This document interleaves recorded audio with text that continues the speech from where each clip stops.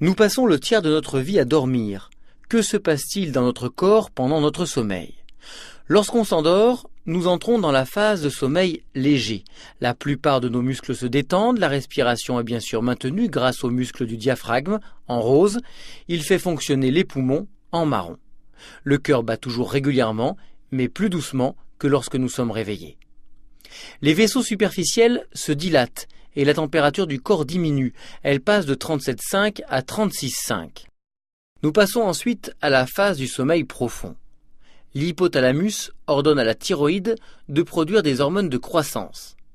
La croissance des enfants se fait donc la nuit, et chez les adultes, ces hormones servent à réparer les cellules abîmées.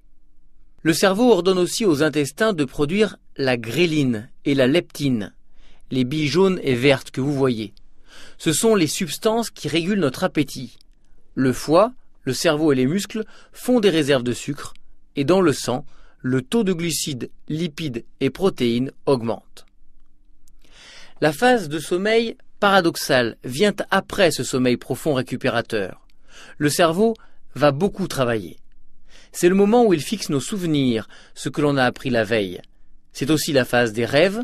On extrait alors de notre mémoire des images, des sons qui sont agencés en rêve. Cette activité reste virtuelle bien sûr car nos muscles ne reçoivent aucun ordre du cerveau. Seuls les muscles des yeux continuent de fonctionner, ainsi que ceux de l'oreille interne. Vous voyez ici le tympan, les osselets et la cochlée en pleine activité. Un cycle de sommeil s'achève avec la fin du sommeil paradoxal. Le cerveau reprend le contrôle des membres. On bouge souvent au début de cette phase. On se retourne dans notre lit.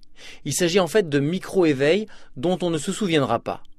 Et nous repartons dans un nouveau cycle de sommeil. Chaque nuit, 3 à 5 cycles de 90 minutes se succèdent.